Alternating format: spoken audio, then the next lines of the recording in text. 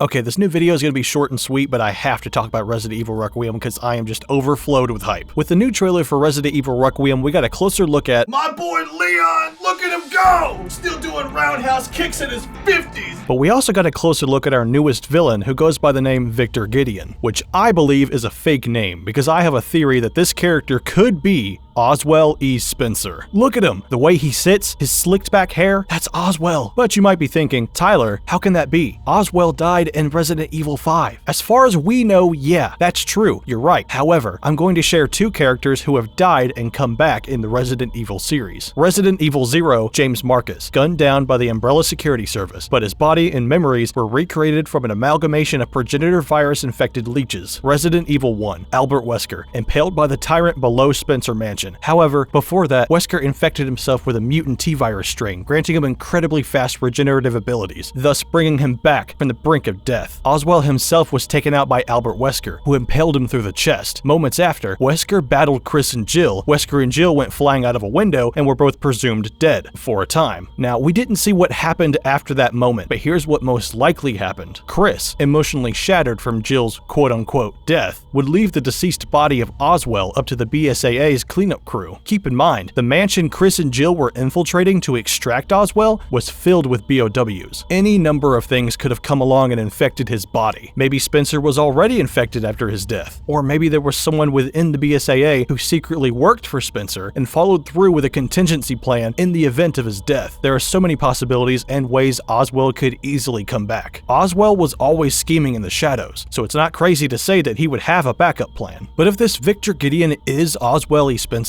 then what is he doing in the remains of Raccoon City? The last time we see Oswell, he's lamenting the downfall of Umbrella due to the destruction of Raccoon City, and he's angry about the fact that he's too old and weak to do anything about it. I was to become a god.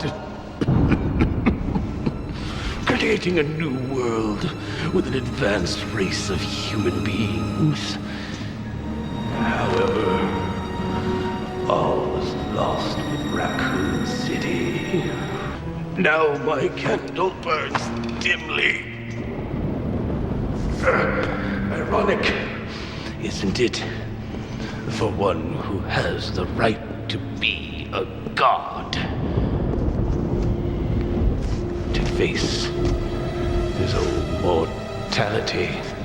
But if he were resurrected with some kind of virus and in full control of his body and be agile again, then he would most likely pursue his unfinished work by scraping together what remains of it within the remnants of Raccoon City. And who knows how long he's been there. Resident Evil Requiem takes place 30 years after Raccoon City's destruction. Raccoon City was destroyed in 1998, and Oswell kicked the bucket in 2006, which means he's probably been chilling in that crater of a city for almost 20 years, being kept alive by whatever he's infected with. But what does he want with Grace Ashcroft? He calls her the special one and chosen one. Oswell has always wanted to achieve one thing: to become a god that ushers humanity into its next evolution. In the past 20 years, he probably scraped together enough of his old research to continue it, but at some point he found himself missing one key component, and Grace might be that missing piece to the puzzle that Oswell has been trying to solve his entire life. But that's it for my theory. What are your theories? And are you as hyped for Resident Evil Requiem as I am? Let me know down in the comments below. Thank you all for watching, and I hope you all